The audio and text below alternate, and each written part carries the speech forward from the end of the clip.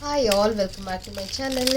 So ಇವತ್ತು ನಾನು ನಿಮಗೆ ಅಕ್ಕಿ ಹಿಟ್ಟಿನಿಂದ ಮಾಡಿರುವಂತಹ ಮುದ್ದೆ ಹಪ್ಪಳನ ಯಾವ ರೀತಿ ಮಾಡೋದು ಅಂತ ಹೇಳಿ ತೋರಿಸ್ತಾ ಇದ್ದೀನಿ. ತುಂಬಾ ಟೇಸ್ಟಿಯಾಗಿರುತ್ತೆ ಮತ್ತು ತುಂಬಾ ಸಿಂಪಲ್ಲಾಗಿ ಮಾಡ್ಕೊಳ್ಳೋಂತಹ ರೆಸಿಪಿ ಅಂತಲೇ ಹೇಳ್ಬೋದು.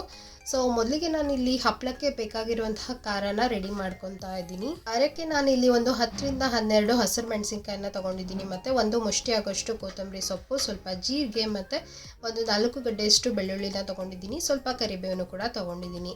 ಸೊ ಮೆಣಸಿನ್ಕಾಯಿ ನಿಮಗೆ ಎಷ್ಟು ಬೇಕು, ಖಾರ ಎಷ್ಟು ಬೇಕು ಅಂತ ನೋಡಿಕೊಂಡು ನೀವು ಮಿಕ್ಸ್ ಮಾಡ್ಕೋಬೇಕಾಗತ್ತೆ. ಸೊ ಇವಾಗ ನಾನು ಮೆಣಸಿನ್ಕಾಯಿ ಎಲ್ಲನೂ ಒಂದು ಮಿಕ್ಸಿ ಜಾರಿಗೆ ಈ ಥರ ಮುರಿದು ಹಾಕೊತಾ ಇದ್ದೀನಿ. ನೆಕ್ಸ್ಟು ಇದಕ್ಕೆ ಕರಿಬೇವನ್ನು ಕೂಡ ಸೇರಿಸ್ಕೊತಾ ಇದ್ದೀನಿ. ನೆಕ್ಸ್ಟು ಜೀರಿಗೆ, ಬೆಳ್ಳುಳ್ಳಿ ಮತ್ತು ಸ್ವಲ್ಪ ಉಪ್ಪನ್ನು ಕೂಡ ಇದಕ್ಕೆ ಆ್ಯಡ್ ಮಾಡ್ಕೋಬೇಕಾಗತ್ತೆ. ಸೊ ಖಾರನೇ ತುಂಬಾ ಇಂಪಾರ್ಟೆಂಟ್ ಆಗುತ್ತೆ ಈ ಒಂದು ಹಪ್ಪಳಕ್ಕೆ. ತುಂಬಾ ರುಚಿಯಾಗಿರುತ್ತೆ ಮತ್ತು ಅರ್ಧ ಗಂಟೆನಲ್ಲೇ ನೀವು ಈ ಒಂದು ಹಪ್ಪಳದ ರೆಸಿಪಿನ ಮಾಡ್ಕೋಬೋದು. ಸೊ ಬಿಸಿಲಿನಲ್ಲಿ ಒಣಗಿಸ್ಕೊಳ್ಳೋಂತಹ ನೆಸೆಸಿಟಿ ಕೂಡ ಇರೋದಿಲ್ಲ. ಹೇಳ್ತೀನಿ ನಾನು ನಿಮಗೆ ಕಂಪ್ಲೀಟಾಗಿ ವಿಡಿಯೋನ ನೋಡಿ. ಲಾಸ್ಟಿಗೆ ಸ್ವಲ್ಪ ಉಪ್ಪನ್ನ ಸೇರಿಸ್ಕೊಂಡು ನೋಡಿ ನಾನು ಇದನ್ನು ನೈಸಾಗಿ ಗ್ರೈಂಡ್ ಮಾಡ್ಕೊಂಡಿದ್ದೀನಿ. ನೆಕ್ಸ್ಟು ಇನ್ನೊಂದು ಮಿಕ್ಸಿ ಜಾರಿಗೆ ನಾನಿಲ್ಲಿ 1 ಕಪ್ ಆಗೋಷ್ಟು ಉದ್ದಿನಬೇಳೆನ ತೊಗೊತಾ ಇದ್ದೀನಿ. ನೋಡಿ, ಕಪ್ ಅಳತೆನ ನೀವು ನೋಡಿಕೊಂಡು ಹಾಕೊಂಡ್ರೆ ಹಪ್ಪಳದ ಟೇಸ್ಟ್ ತುಂಬಾ ಚೆನ್ನಾಗಿ ಬರುತ್ತೆ ಮತ್ತು ನಿಮಗೆ ಕೆಡೋದಿಲ್ಲ. ಹಾಗೆಯೇ ಅದೇ ಕಪ್ಪಲ್ಲಿ 1 ಕಪ್ಪಷ್ಟು ಸಾಬುದಾನಿ ಕೂಡ ತೊಗೊಂಡಿದ್ದೀನಿ. ಸೊ ಇದನ್ನು ಎರಡನ್ನು ನೈಸಾಗಿ ಗ್ರೈಂಡ್ ಮಾಡ್ಕೋಬೇಕಾಗತ್ತೆ. ಸೊ ನೈಸಾಗಿ ಗ್ರೈಂಡ್ ಮಾಡಿಕೊಂಡು ನಾನು ಇದನ್ನು ಜರಡಿ ಇಟ್ಕೊತಾ ಇದ್ದೀನಿ. ಸೊ ಜರಡಿ ಇಟ್ಕೊಂಡ್ರೆ ನಿಮಗೆ ಎಕ್ಸ್ಟ್ರಾ ಏನಾದರೂ ದಪ್ಪ ದಪ್ಪ ಕಾಳಿದ್ರೆ ಮತ್ತು ನೀವು ಅದನ್ನು ರೀಗ್ರೈಂಡ್ ಮಾಡಿಕೊಂಡು ಮತ್ತೆ ಜರಡಿ ಇಟ್ಕೋಬೋದು. ಸೊ ಈ ಥರ ನೈಸಾಗಿ ನಿಮಗೆ ಅದು ಗ್ರೈಂಡ್ ಮಾಡ್ಕೋಬೇಕಾಗತ್ತೆ. ಸೊ 2 ಸತಿ ನಾನು ಗ್ರೈಂಡ್ ಮಾಡಿಕೊಂಡು ನೀಟಾಗಿ ಸ್ಟ್ರೈನ್ ಮಾಡ್ಕೊತಾ ಇದ್ದೀನಿ. ಮೇಲ್ಗಡೆ ಉಳಿದಿರುವಂತಹ ತರಿ ಹಿಟ್ಟೇನಿರುತ್ತೆ ಅಲ್ವಾ, ಸೊ ಅದನ್ನು ಹಾಗೆ ನೀವು ಒಂದು ಬಾಕ್ಸಲ್ಲಿ ಸ್ಟೋರ್ ಮಾಡಿ ಇಟ್ಕೊಂಡ್ರೆ ಪಡ್ಡು, ಇಡ್ಲಿ, ದೋಸೆ ಏನಾದರೂ ಮಾಡಿದಾಗ ನೀವು ಅದನ್ನು ಯೂಸ್ ಮಾಡ್ಕೋಬೋದು.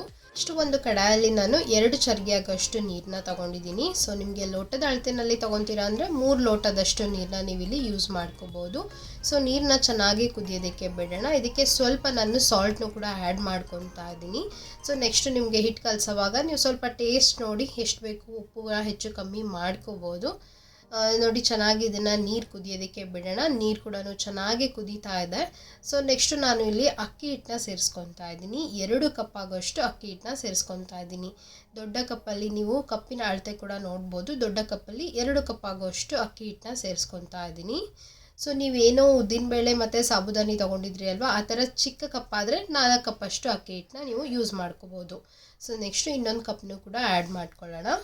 ಸೊ ನೆಕ್ಸ್ಟು ನಾನು ಇಲ್ಲಿ ಅದೇ ಕಪ್ಪಲ್ಲಿ 1 ಕಪ್ಪಷ್ಟು ಉದ್ದಿನಬೇಳೆ ಮತ್ತು ಸಾಬುದಾನಿನ ಗ್ರೈಂಡ್ ಮಾಡ್ಕೊಂಡಿದ್ವಿ ಅಲ್ವಾ, ಆ ಹಿಟ್ಟನ್ನ ಹಾಕ್ಕೊತಾ ಇದ್ದೀನಿ. ಸೊ 3 ಕಪ್ಪಷ್ಟು ಟೋಟಲಿ ನಾನು ಹಿಟ್ಟನ್ನ ಯೂಸ್ ಮಾಡ್ಕೊಂಡಿದ್ದೀನಿ.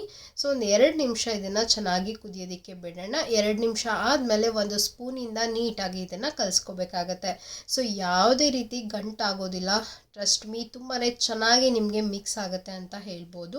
ಸೊ ತುಂಬಾ ಒಂದು ಕೇರ್ಫುಲ್ಲಾಗಿ ಮಾಡಬೇಕು, ಗಂಟಾಗುತ್ತೆ ಅನ್ನೋ ಅವಶ್ಯಕತೆನೇ ಇಲ್ಲ. ನೀಟಾಗಿ ನಿಮಗೆ ಮಿಕ್ಸ್ ಮಾಡ್ಕೊಂಡ್ಬಿಟ್ರೆ ಸಾಕು. ಯಾವುದೇ ರೀತಿ ಗಂಟಾಗುವಂತಹ ಚಾನ್ಸಸ್ಸೇ ಇರೋದಿಲ್ಲ. ಚೆನ್ನಾಗಿ ಮಿಕ್ಸ್ ಆಗುತ್ತೆ.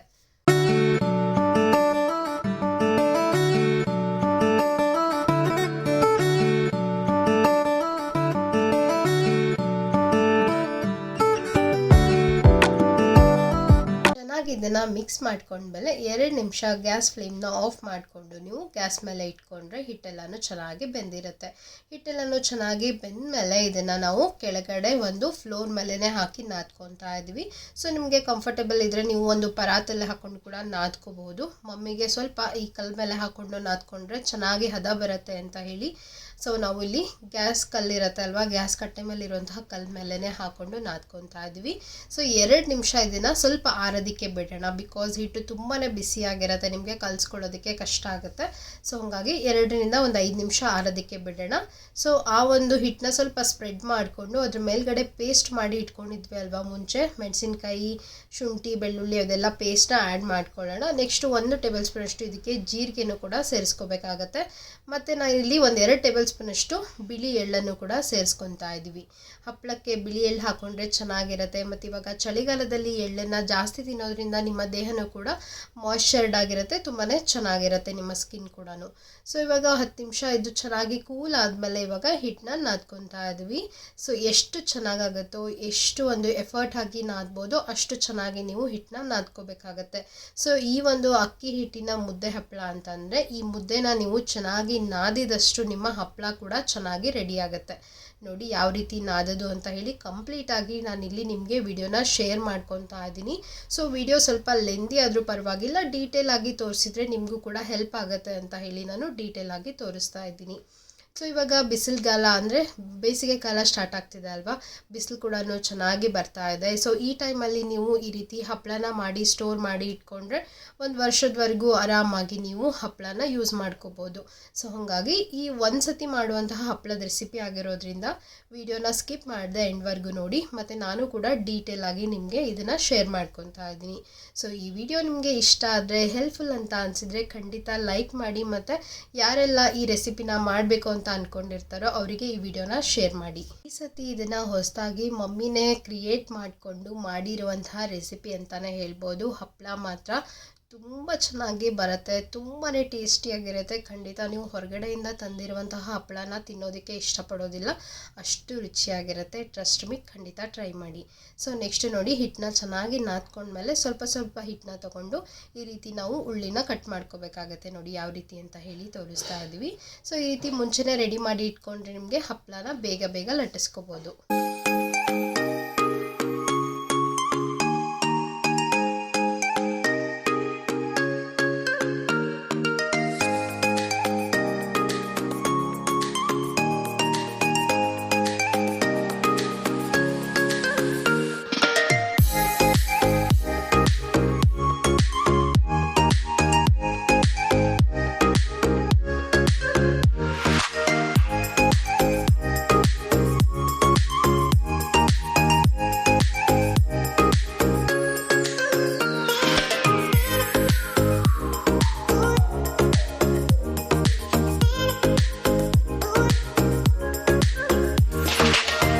ಸೊ ಈ ರೀತಿಯಾಗಿ ಉಳ್ಳೆನ ರೆಡಿ ಮಾಡಿ ಇಟ್ಕೋಬೇಕಾಗತ್ತೆ, ನೋಡಿದ್ರಿ ಅಲ್ವಾ. ಸೊ ನಾವಿಲ್ಲಿ ಈ ಸೈಜಲ್ಲಿ ಉಳ್ಳೆನ ರೆಡಿ ಮಾಡಿ ಇಟ್ಕೊಂಡಿದ್ದೀವಿ.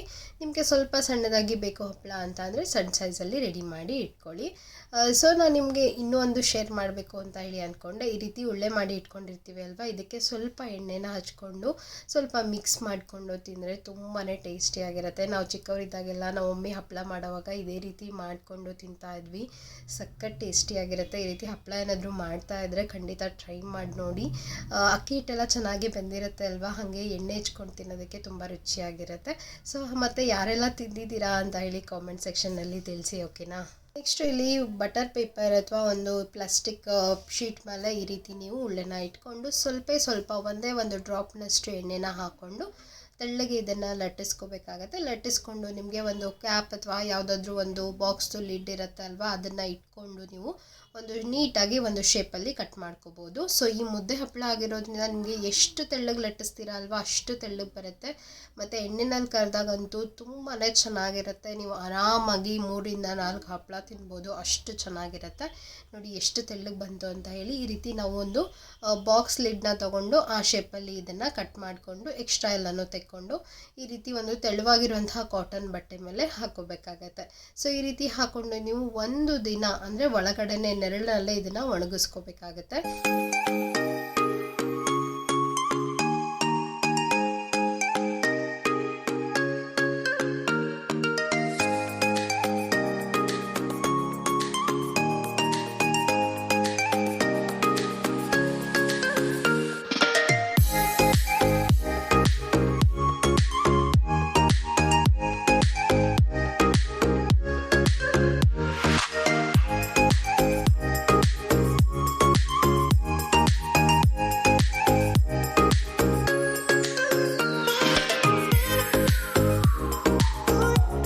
ರೀತಿ ನಾವು ಎಲ್ಲ ಹಪ್ಪಳನೂ ಮಾಡಿಕೊಂಡು ಕಾಟನ್ ಬಟ್ಟೆ ಮೇಲೆ ಒಣಗಿಸ್ಕೋಬೇಕಾಗತ್ತೆ. ನೋಡಿ ಸಂಜೆ ನಾನು ನಿಮಗೆ ತೋರಿಸ್ತಾ ಇದ್ದೀನಿ.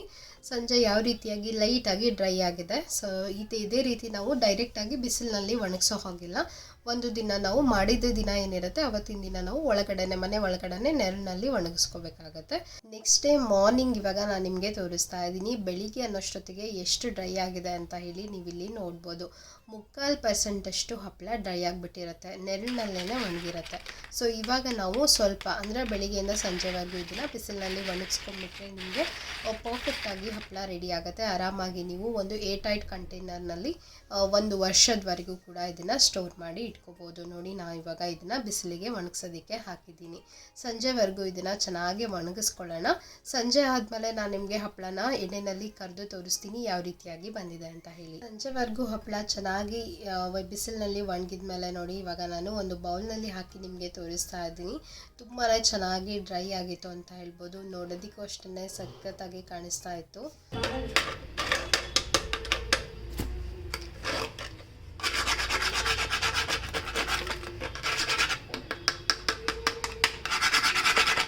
ಫೈನಲಿ ಮಾಡಿರುವಂತಹ ಹಪ್ಪಳ ಹೇಗಾಗಿದೆ ಅಂತ ಹೇಳಿ ನೋಡೋ ಸಮಯ ಬಂದೇ ಬಿಡ್ತು. ಸೊ ಎಣ್ಣೆನೂ ಕೂಡ ಚೆನ್ನಾಗಿ ಬಿಸಿ ಆಗಿದೆ. ಎಣ್ಣೆನ ಚೆನ್ನಾಗಿ ಬಿಸಿ ಮಾಡಿದ ಮೇಲೆ ನೀವು ಹಪ್ಪಳನ ಹಾಕಬೇಕಾಗತ್ತೆ. ಸೊ ಹಪ್ಪಳ ಹಾಕಿದ ತಕ್ಷಣ ಎಷ್ಟು ಚೆನ್ನಾಗಿ ಉಬ್ಬಿ ಬಂತು ಅಂತ ಹೇಳಿ ನೀವು ನೋಡ್ಬೋದು. 1 ಸೆಕೆಂಡಲ್ಲಿನೇ ಬೆಂದ್ಬಿಡುತ್ತೆ. ತುಂಬಾ ಚೆನ್ನಾಗಿತ್ತು. ತುಂಬಾ ಕ್ರಿಸ್ಪಿಯಾಗಿರುತ್ತೆ ಮತ್ತು ನಿಮಗೆ ಒಂದು ಸ್ವಲ್ಪನೂ ಕೂಡ ಹಾರ್ಡ್ ಆಗಿರೋದಿಲ್ಲ. ಅಷ್ಟು ಲೈಟ್ ವೇಟ್ ಇರುತ್ತೆ.